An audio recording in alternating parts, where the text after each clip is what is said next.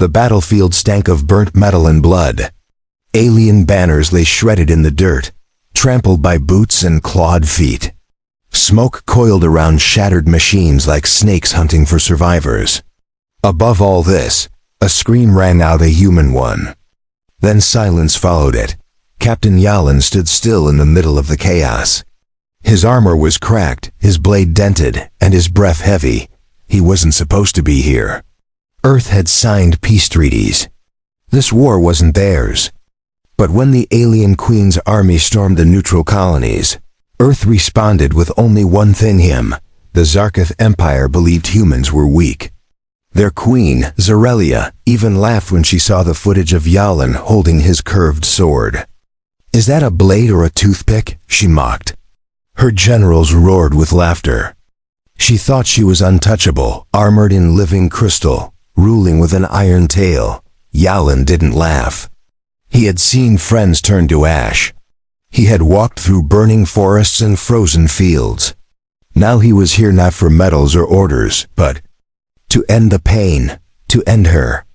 Or die trying. Queen Zarelia watched from her high platform. Her throne was carved from the bones of her enemies. Her eyes glowed violet with battle joy. She didn't see Yalin as a threat.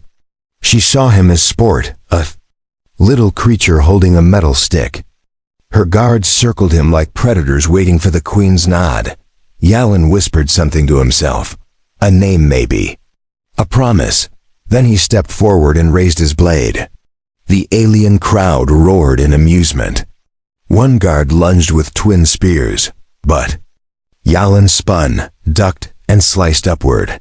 The alien dropped to the floor, his scream cut short by the human's blade.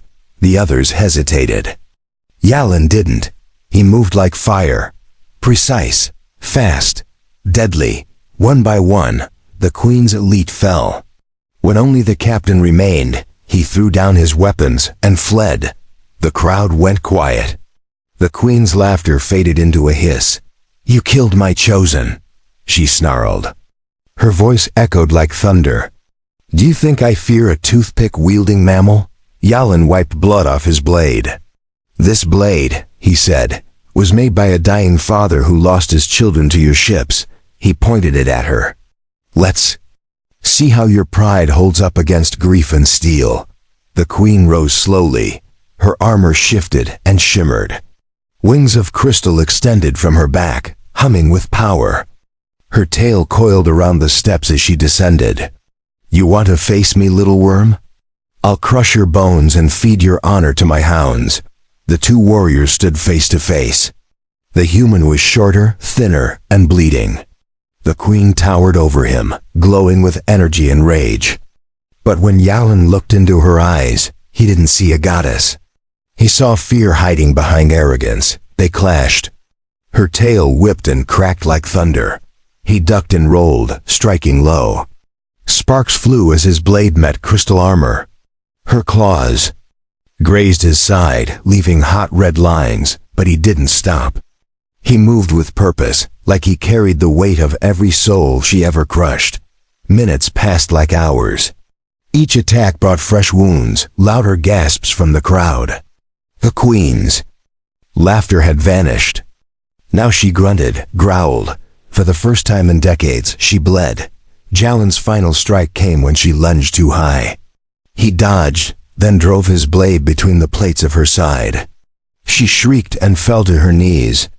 The arena went dead silent. No one dared breathe. The queen clutched her wound, staring up at the human who refused to fall. He stood shaking, but his eyes burned. She expected mockery or a final blow. But he stepped back. He let her live. "Why?" she whispered, voice raw. "Why not finish me?" Yalin looked at her, chest rising and falling. "Because I'm not you," he said simply. "And because your people need a better ruler, not a dead one." She stared at him as if she were seeing the human for the first time. Not as prey, not as weak, but as something else entirely, something terrifyingly noble, something her empire had never prepared for, a warrior who could win without hatred, Asterisk Queen Zerelia's breath trembled in her chest as her soldiers rushed to her side. She raised one hand and stopped them. Blood dripped down her side. Her pride was wounded deeper than her body. But still, she stood up with defiance in her eyes. Yalin lowered his sword and waited. If she attacked again, he would strike. If she surrendered, he would not humiliate her. He had made a choice in the arena, not just to win, but to change something greater than a single battle. The alien crowd watched with stunned silence. Some of them looked at the human with awe. Others, with confusion. None of them had expected this. A single man, a lone warrior, had done what no army had ever done. He brought the queen to her knees. Zerelia's lips curled, not in rage, but in something unfamiliar. "You could have ended me," she said coldly. "You had the right. You earned it." "I don't kill for pride," Yalin replied. "And I don't fight to impress crowds," she studied him. This strange creature who had shattered her view of humans. His blade wasn't a toy. It was a memory, a promise, a pain made. Sharp and deadly, he turned to leave. His steps were slow, wounded, exhausted. Yet the guards did not dare touch him. They parted like water as he passed. The queen said nothing more, not yet. But her gaze followed him long after he was gone. Yalin exited the arena and collapsed behind the stone walls. Medics from the neutral zone ran to him. They began cleaning his wounds, whispering about what had happened. None of them looked him in the eye. They didn't know how. Not after what he had done. In the queen's chamber, silence hung like smoke. Her advisors shifted uncomfortably. One general finally spoke. "Shall we retaliate, Your Majesty?" Zerelia looked down at her blood-stained armor. She touched the place where the human's blade had pierced her. Her fingers trembled. But not from pain, from realization. "No," she said at last. "Leave him be. Anyone who touches that human answers." "To me," the general blinked. "You wish to capture him?"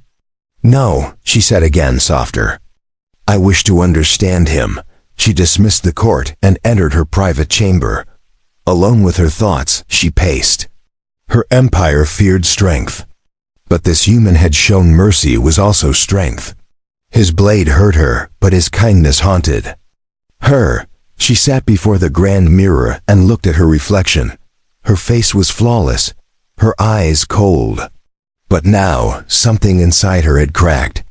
The way he looked at her, not with lust, not with hate, but with sorrow. As if he mourned what she had become. The next day, she summoned a shuttle. Not a warship, just a diplomatic craft. She dressed in simple robes, left behind her armor, and told no one of her destination. She flew toward the neutral zone where the human had gone, not as a queen, not as a conqueror, but as someone seeking answers. Yalin lay in a medical pod, arms bandaged, ribs bruised. He was awake when the doors opened. He expected another medic. Instead, he saw her. Queen Zerelia stood in silence. Her robe shimmered faintly under the clinic's lights. She had no guards, no weapons. Just a strange look in her eyes. One that Yalin didn't recognize at first. She stepped closer. "I came to see if the man who defeated me was still alive." Yalin's voice was hoarse. "You came all this way for that?" "I came to understand," she said. "Why you spared me. Why you fight the way you do. Why you looked at me like—" "I wasn't a monster," he didn't reply at first. He looked away. Pain lived in his face, not just from his wounds, but from years of watching others suffer while those in power mocked justice. "You rule by fear," he said finally. "But fear doesn't last. One day someone stronger comes." "Then what? More blood? More war?" She lowered her gaze. "That's all I've known." "Then learn something new," Yalin said. "Start with mercy." Silence filled the room again. Not hostile, just heavy. Then, Zerelia did something no one had ever seen her do. She bowed her head, just a little, not to show weakness, but to offer something rare. "Respect. I mocked your blade," she whispered. Now I wonder if I ever held a real one in my life. Yalin gave a tired smile. It was never about the thista blade. She met his gaze, for once, not as a queen. Just as a woman who had seen her world shaken, and maybe, just maybe, wanted to build a new one with the man who shook it. The room stayed quiet long after Queen Zerelia had spoken. Yalin lay still, his chest rising and falling as he studied her. She wasn't the same creature who once mocked him from the throne. That woman had cracked, and what stood now was someone trying to rebuild herself. Yalin didn't know if he trusted her. Not yet, but he could feel that her tone had changed. It wasn't coated in pride or venom. It was cautious, almost curious. Like she was exploring a world she had never stepped into before. Zerelia sat on the edge of the medical bench beside him, not too close, not too far. Her sharp features were softer now, without the cold helmet or glowing armor. Her wings had folded away, her tail no longer curled in threat. She looked like someone searching for purpose. I ruled by power. She said, I was taught that weakness leads to death. But your strength, it broke that idea in my mind. You defeated me, but you also spared me. That was something I never expected. Mercy is harder than killing, Yalin said. Any brute can take a life. Few have the strength to hold back. When revenge burns inside, she nodded slowly. The silence between them wasn't heavy this time. It was reflective, like the weight of two warriors who had nothing left to prove, only things to understand. Outside the medical bay, word of the Queen's visit spread fast. Soldiers whispered. Council members demanded answers, but no one dared interrupt. The galaxy had witnessed something rare, the fall of a queen, not through death, but through a shift in her heart. Yalin leaned back against the bedframe, his eyes half closed. What do you want from me now? He asked without anger. Peace? Forgiveness? I want your truth, she said. How does a human, scarred by war, still believe in something better? He looked at her, and then pointed to the locket that hung from his neck. She hadn't noticed it before. Small, simple, worn by time. My sister, he said. She died in a refugee fire caused by one of your fleet captains. She was 12. She used to say, Yalin, don't become like them. Be something better. Zerelia looked at the locket. Her throat tightened. She had heard stories of civilian damage but ignored them for years. Now she was sitting beside a man who had lost everything because of her war. I'm sorry, she said, and for the first time, she meant it. I didn't need your apology, he replied. But maybe someone else does. Maybe your people. She blinked. You think I should tell them? Not tell, he said. Show them. That night, Zerelia did something no ruler in her empire's history had ever done. She sent a message broadcasted through neutral channels to her own people. In it, she spoke not as a queen, but as a warrior who had been bested. She spoke of her defeat and the mercy she had been given. She admitted her empire's cruelty. She admitted her own. The galaxy watched in stunned silence. Some called her weak, others called her brave. But no one ignored the shift. The Queen of Conquest had opened her heart to truth. And she did it for a reason she herself didn't fully understand. Yet, back in the clinic, Yalin watched the broadcast. His fingers gripped the locket as he listened to the words she spoke. He never expected her to go that far. He expected excuses or silence. But not that. When she returned to the room, she stood at the door without saying anything. She waited. When he didn't speak, she sat again beside him. This time a little closer. I did what you asked, she said. But I didn't do it just for your forgiveness. I did it because when I left that arena bleeding, I was afraid, not of death, but of the look you gave me. You saw someone broken. And instead of finishing me, you gave me a second chance. Yalin turned to her. Her voice no longer held pride. It carried weight, guilt, hope. He reached over and offered her the locket. She held it in her hand gently, as if it might burn her. Her fingers shook slightly, not from weakness, but from the emotion she had buried for years. She would have liked you, Yalin said softly. Not because of who you were, but who you're trying to become. For a moment, Zorelia didn't answer. Her eyes stayed on the locket. Then, without a word, she pressed it back into his hand and bowed her head. I don't want to rule through fear anymore, she whispered. But I don't know what comes next. Yalin looked up at the stars through the glass ceiling above them.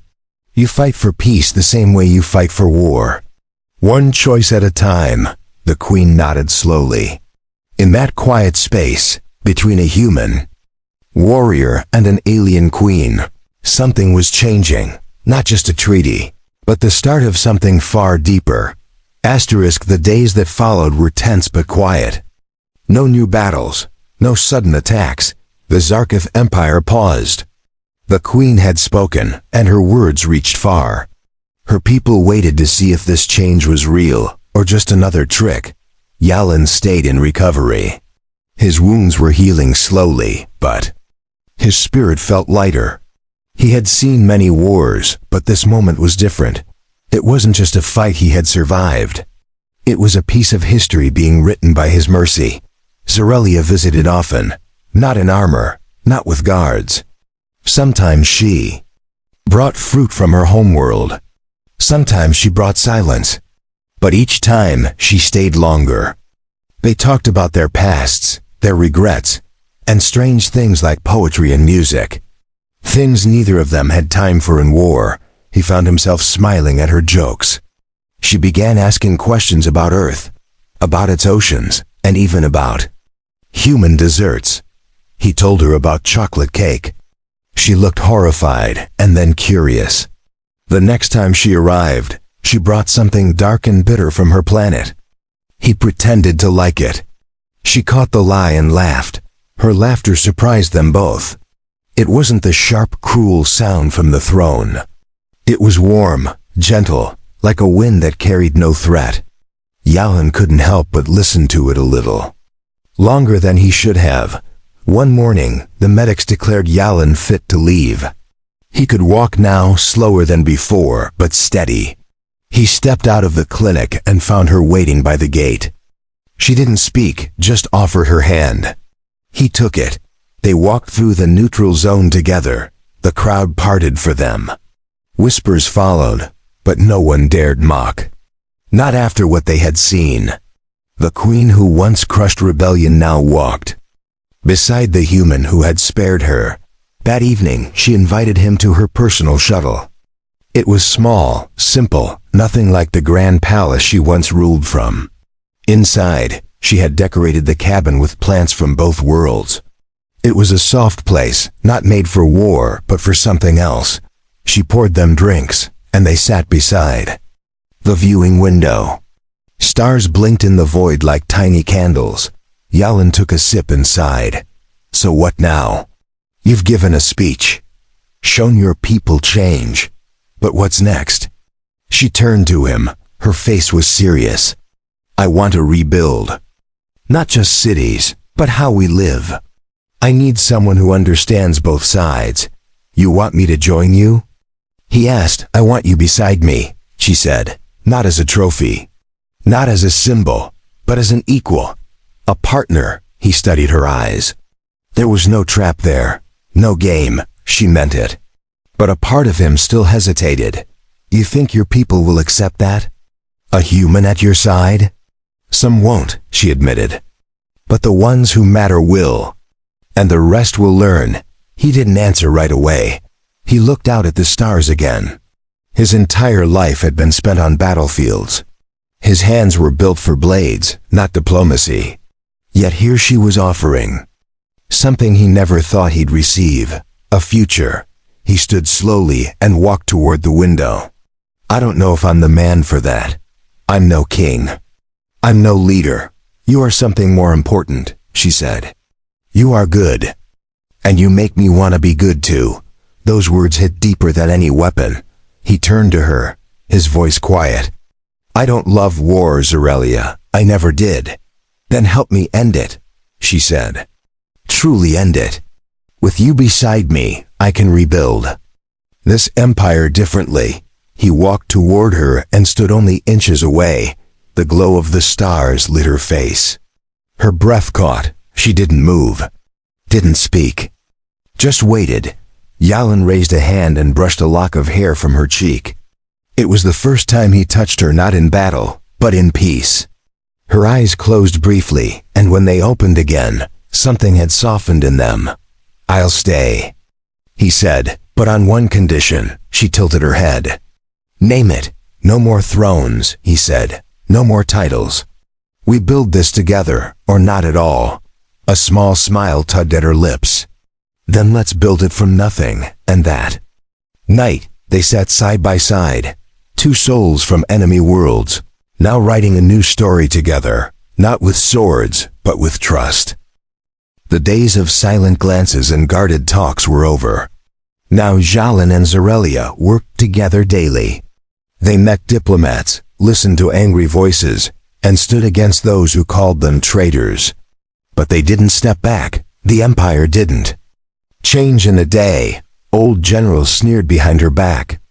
Noble houses plotted in the dark. They said she was weak. They said the human poisoned her will, but she stayed firm. So did Yalin. Their unity became unbreakable. One by one, rebel systems. Open talks. Not because they trusted her, but because they trusted him. The warrior who could have destroyed the queen but chose peace. His name spread like a new legend, carried from world to world. Yalin hated politics, but he did not walk away. Every time a leader shouted, he stood calm. Every time an offer was twisted, he reminded them of the cost of war. He showed them his scars, not as trophies, but as proof that violence ends in ruin. Zorelia watched him closely in every meeting. The way he spoke with purpose, the way his voice cut through lies. It reminded her of how he had once stood in the arena alone, defiant, unshaken, but now he didn't stand alone. One night, after a long day of council talks, they returned to their private quarters. The stars outside the window blinked like they had in the past, but something inside the room had changed. It felt warmer, closer. Zorelia removed her ceremonial robe and sat on the low couch. Her eyes looked tired but thoughtful. Yalin poured them water and joined her. Neither spoke for a while. The silence was no longer awkward. It was full of comfort. She finally asked, "Do you miss Earth?" He smiled softly. "Sometimes. The smell of rain. The noise of city streets. My people. But Earth is safe now. I've made peace with not going back soon." She looked down at her hands. "And what about staying here with me?" His gaze met hers. "That depends. Am I a guest in your empire, or something more?" She stood and walked to the edge of the room. The stars reflected in her eyes. "You are not a guest. You are the reason I still have one." He joined her, standing beside her as they looked into space. "Then let's stop pretending we're only allies." She turned, her expression open. "Then what are we?" He stepped closer, his voice steady. "We are what the future needs. Two broken worlds building one hope." Their hands touched. Not by accident, not in hesitation, but in agreement. Her fingers curled around his, and they stood like that, still and silent. Two enemies who had become something far deeper than friends. In the following weeks, rumors spread again. Some said the queen had bonded with the human. Others whispered of a union, a symbolic link between two species. A bridge, not a chain. The queen didn't deny it. She didn't confirm it either. She simply carried on, walking beside him, sharing every burden, facing every doubt with calm. One afternoon, an elder from the outer moons demanded proof of peace. "Show us," he said, "that this isn't just another game. That the queen hasn't enslaved him. That the human walks beside her because he wants to." Yalin stepped forward. He didn't raise a weapon. He raised his voice. "I chose to. Stay. I chose to fight not with blades, but with change. And I chose her. Not as ruler, but as partner. Zorelia placed her hand on his shoulder and spoke softly. And I chose him. Not as a symbol, but as the only being who ever made me want to be more than a queen. Gasps filled the room. Then slowly some began to nod, some smiled, some wept. A new chapter had begun. That night, Zorelia walked alone through her garden.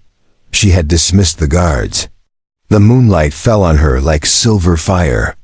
She reached a bench near the center fountain and sat. Yalin arrived moments later. He didn't ask why she called him there.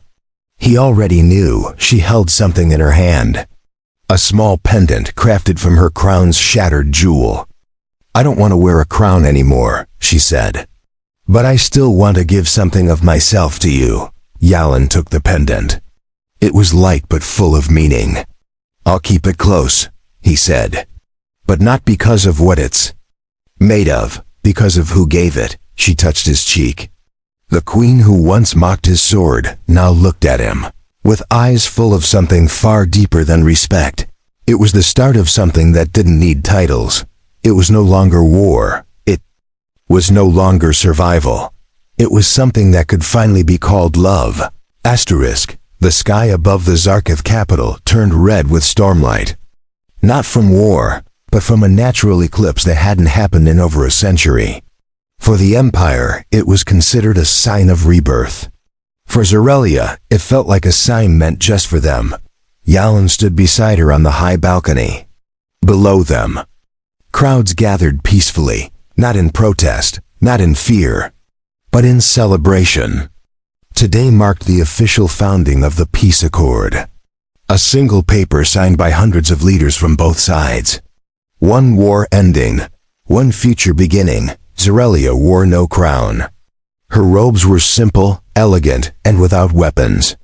She didn't speak from a throne, but from a shared platform with Yalin at her side.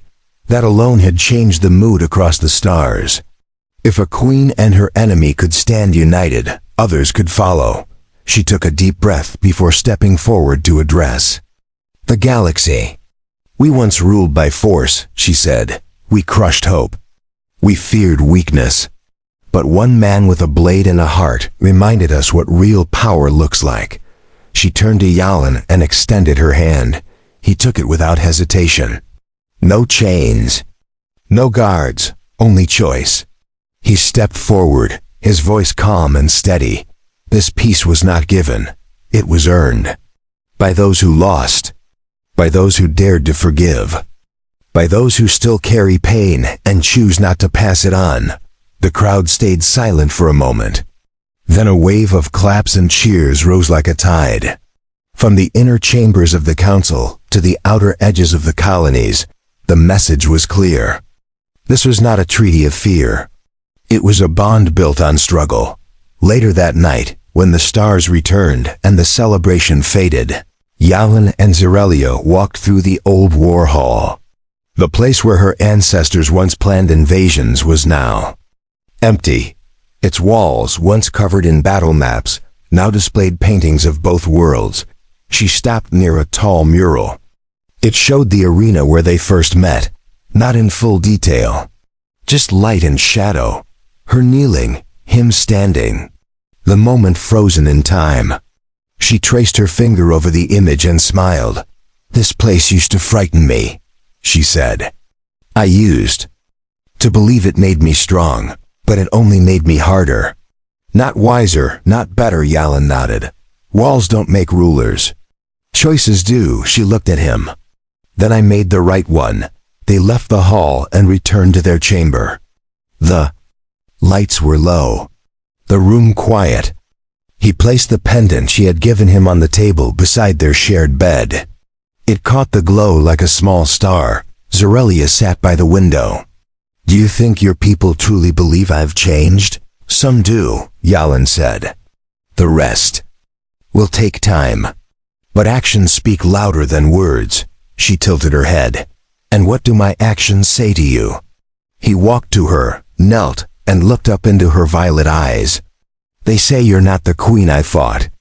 You're the woman I stayed for." Her hand moved to his cheek. Not with command, with care. She leaned forward, and their foreheads touched. For a long moment, they simply breathed in the same space. Not warrior and queen. Just two souls who had chosen each other. In the weeks that followed, the peace accord grew stronger. Trade opened. Joint missions launched. Human and Zarketh soldiers trained together. Children from both worlds studied side by side, small things. But powerful, Yalin joined the council as an advisor, though he hated the title. He preferred walking the streets, listening to the people, sharing stories in the market, helping settle disputes with words instead of weapons. Zerelia remained as figurehead, not ruler. She guided the empire with open hands now, not clenched fists. Her people noticed. Her enemies softened. Even her fiercest critics began to question if maybe, just maybe, peace could last. One night, under the pale moons of the capital world, Yalin and Zerelia sat alone on the garden steps. Fireflies from both planets danced in the air. A soft breeze moved through the leaves. Neither of them spoke for a while. Words were no longer needed to understand each other. "I never thought I'd fall in love with a human," she whispered.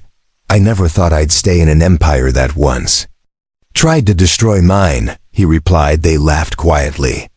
Then she rested her head on his shoulder. He wrapped an arm around her waist. There was no danger now. No fear. Just the sound of night and the peace they had built together. They stayed there until the sky began to brighten. Until the stars began to fade.